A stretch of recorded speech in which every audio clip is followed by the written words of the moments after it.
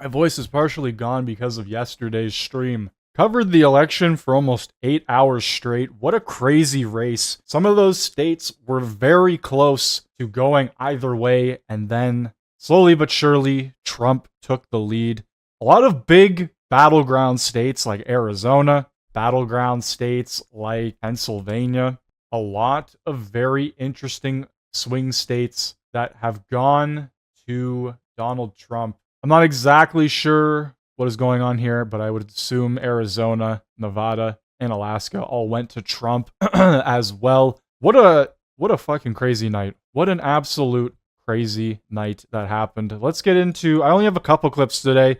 Didn't have much time to prepare for the stream today due to all the craziness that happened yesterday. Let's get into it, shall we? We have Canada's public broadcaster, the CBC News, is comparing, or they compared, Donald Trump to the funny mustache man in denying the truth of the Hunter Biden laptop story. The CBC, they passed a bill to cut a bunch of jobs recently. Still waiting for that to be implemented. Still waiting for the CBC to get defunded. A state government-funded news organization here in Canada is not necessary. To be quite honest with you, that is billions of dollars that could be going to other things. Instead, it is a bunch of fake news, a bunch of mainstream garbage news. But let's get into this clip here, shall we? The fraud this, fraud that, and then there was never any evidence, really, at all.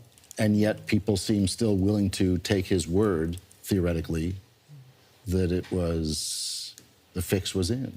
Like that's the part that I don't understand in a system that would seem to be working. Well, yeah, his court challenges didn't go anywhere.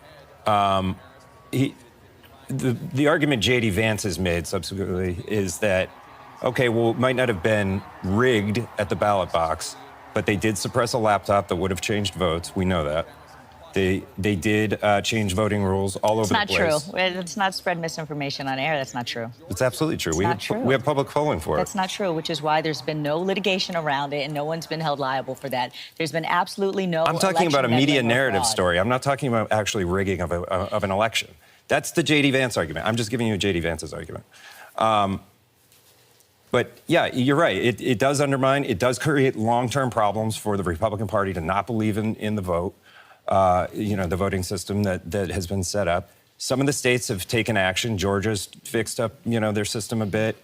What they all need to do, and I don't know why they don't do this, is just call Jeb Bush and have him come in and do what he did to Florida and just do that in your state. Let's talk about exactly the question that you're asking is one that I've been catching a lot of heat for answering on air, and we've been talking about this in the last week or two. You're talking about the propaganda campaign and the playbook of Trump. This is not new. This is not surprising. This is directly out of Hitler's playbook. This is out of an autocrat playbook. This is a way to, the things that Trump has done masterfully, frankly, is to get the entire, to get a big part of the population to believe that the game is rigged and to sow distrust in public institutions and the free press. You shouldn't.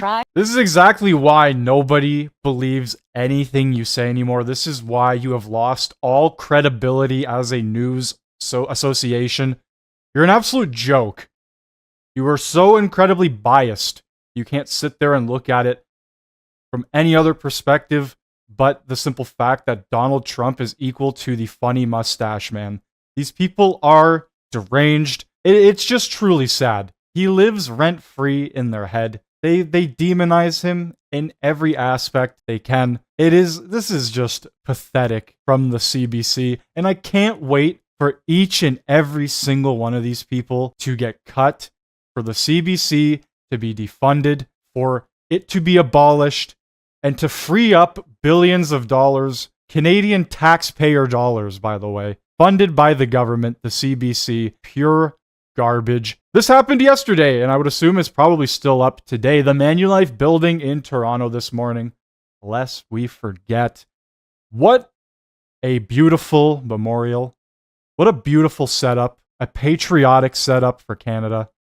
respecting the veterans, respecting the ones who laid their lives down on the line, who put everything behind them to keep this country safe, to keep this country free. So yes, lest we forget, and hopefully we see more stuff like this. We saw the Lest We Forget crosswalk that was painted, another very beautiful piece of memorial, or whatever you want to call it. We need to see more stuff like this. We need to see more respect for our veterans. We need to see more respect for the people who, like I said, put everything behind them, put their lives on the line for our country.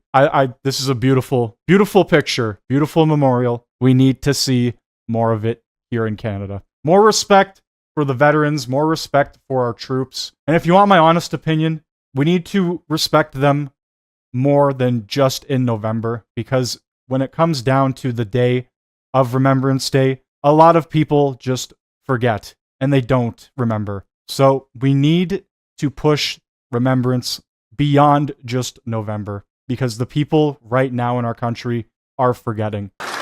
Oral questions. Question period has begun. Here we go. Mr. Speaker, after Prime Minister Harper managed to exempt Canada from the Buy American policies, this Prime Minister caved in and allowed Donald Trump to reimpose those tariffs. After Mr. Harper succeeded in putting an end to the softwood lumber tariffs, this Prime Minister caved in again to Donald Trump and saw those tariffs reimposed. Can Canadians have a leader that will defend jobs and bring our companies back home? The Right Honourable Prime Minister. Mr. Speaker, whatever from the Conservative leader. We defended supply management. We defended our aluminum and steel workers. We defended NAFTA and improved it for people on both sides of the border. But the Conservative Party and this Conservative leader, they're the ones who lowered investment in defense spending to less than 1% of GDP, and that had consequences for border security. We're the ones who are going to stand up for Canadian security. The Honourable Leader of the Opposition. The New York Times reported a decade ago that Canada had the richest middle class in the world, and the median incomes for Canadians were higher than in the United States. Oh, how things have changed after 9 years of liberal taxes, red tape, and a tax on our energy sector. Americans make $32,000 more than Canadians, and now a newly elected American president wants to take our jobs for Americans. We understand why Donald Trump wants to take Canadian jobs, but why does this Prime Minister want to help him? The Right Honourable Prime Minister. Mr. Speaker, when we successfully renegotiated NAFTA and protected Canadian jobs, protected steel workers and aluminum workers, protected our supply managed sectors and agricultural workers, protected Canadians from one coast to coast to coast, from coast to coast to coast, the leader of the Conservative Party at the time referred to our approach as dumb, Mr. Speaker. Successfully standing up for Canadians is not dumb. But you know what is dumb, Mr. Speaker? Refusing to get your security clearance so you can actually protect members of your caucus, so you can protect Canadians, get the briefings necessary on national security. Wow, he was to coast to coast to coast to coast. The Honourable Leader of the Opposition. Mr. Speaker, his approach was dumb. It was dumb to let the Americans reimpose Buy America rules that Harper had got lifted. It was dumb to let Trump impose softwood lumber tariffs that Biden has now doubled. But you know what is dumb, dumber, and dumbest of all? Imposing a 61-cent a liter carbon tax that will force our trucking companies, our factories, and our mines to head south of the border into the arms of President Trump. We know why he wants to create American jobs with the Canadian money, but why does this Prime Minister want to help him?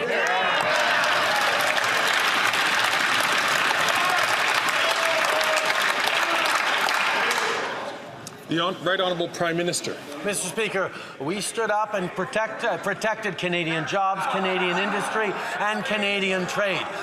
We know that the American government cares about creating prosperity in North America, and we're going to do it together. But what the American government, and particularly this president, also cares about is defense and national security. Well, the leader of the Conservative Party was sitting around the cabinet table when they dropped spending on defense to below 1%, and the Americans won't understand any more than Canadians do why the leader of the opposition refuses to take national security seriously, refuses to get his...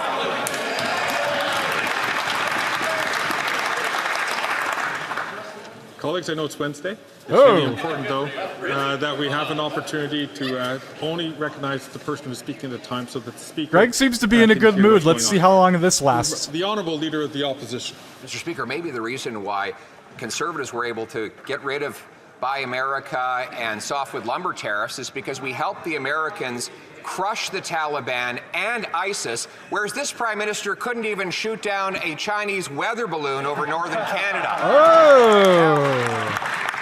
Now he wants to impose a tariff on his own companies, a 61 cent a liter carbon tax, 300% higher than it is right now, where there's a 0% carbon tax south of the border. Why does he want to create an avalanche of Canadian businesses, jobs, and paychecks leaving for America? The Right Honourable Prime Minister. Speaker, we saw it once again right now. The Conservative leader constantly talking down the members of the Canadian Armed Forces, talking down and nickel and diming our veterans. They shuttered 9 veteran services offices, cut thousands of staff from people helping veterans, and made cuts to the Canadian Armed Forces that brought our spending on defense to below 1%. Mr. Speaker, he won't even commit to our timeline to get it up to 2%. And he will not get his security clearance so he can get the briefing necessary to keep all Canadians safe.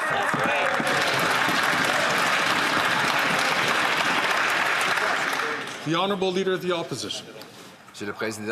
Mr. Speaker, 10 years ago, the New York Times said that Canada's middle class was the most affluent in the world and that the average income was higher in Canada than in the U.S. Today, the average Canadian worker earns $32,000 less than their American counterpart after tax, because of all the taxes and economic obstacles the Liberals have put in place. Now the Americans want to steal our jobs and bring them to the U.S.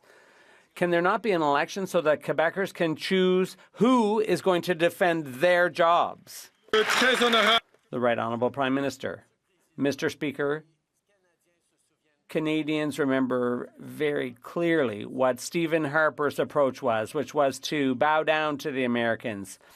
But we stood up to protect supply management, to renegotiate NAFTA, to protect our aluminum and steel workers. We will always stand up for the Canadian worker. And we're going to invest in national security, which is the thing that Conservatives failed to do. They lowered spending to less than 1% of GDP. And at the same time, the Conservative leader keeps refusing to get his security clearance and to take national security seriously. The Honourable Member for Belleuil-Chambly. Mr. Speaker, it seems likely that after the election of President Trump yesterday, a certain number, in fact, a definite number of people in the U.S. will seek to leave the U.S. and will seek asylum here in Canada. Has the government already made plans to manage the influx of asylum seekers, knowing that people who've been here for 2 weeks can make a refugee claim, as they did through Roxham Road? The Right Honourable Prime Minister. Oh, boy. Mr. Speaker, like any responsible government, for months we've been preparing for whatever the outcome was of the U.S. election last night. We will always work to protect our economy, our workers in the forestry industry, our farmers, our aluminum and steel workers, and we're going to be there to protect the integrity of our borders and our immigration system. We've always been able to work well with the Americans, and we'll keep doing that in order to manage the border and the economy. Whoa, managing and defending the border. Somebody's sounding like a far-right extremist. That seems a bit of a general answer. It's a bit vague, given that there could be millions of people in the U.S. who are going to have to leave, perhaps even in short order. And if they happen to get through in an irregular fashion and stay for a couple of weeks, then they will be able to stay longer. Has the government taken steps to at least ensure that asylum seekers will be distributed according to the population of each province and Quebec? No. The Right Honourable Prime Minister. Mr. Speaker, this government has already shown its ability to work to protect the integrity of both our immigration system and our borders in working together with the Americans to improve the system and also to make sure that Roxham Road was closed down. We've been able to take steps to better distribute refugees across the country. We will continue to work responsibly and reasonably to ensure that our borders and our immigration system are managed responsibly. Canadians are worried that Donald Trump's plans will hurt people. They're particularly worried that his plans to impose across-the-board tariffs are going to hurt Canadian jobs. It's going to mean that the cost of everything is going to go up. So will the Prime Minister today stand up today and say that Donald Trump's plans are wrong? Hear, hear. Hear, hear. What the heck was that, Jagmeet? Mr. Speaker, as we've demonstrated before, we will continue to work constructively with the American administration. We will continue to defend Canadian jobs and interests while we look to create growth and prosperity on both sides of the border. We stood up for Canadian agricultural workers, for Canadian steel and aluminum workers, for Canadians from coast to coast to coast, and we did it with a Team Canada approach that brought together labor union, businesses, premiers of all different provinces. We will continue to work together to stand up for Canadians and create prosperity for everyone in North America. That's right. The Honourable Member for Burnaby South. Canadians are worried about losing their jobs. What Donald Trump is proposing to do threatens jobs in Canada. He's threatening to put tariffs on things that will increase the cost of living and also threaten jobs at a time when the cost of living is already too high. Is the Prime Minister ready today to stand up and clearly state that Donald Trump is wrong?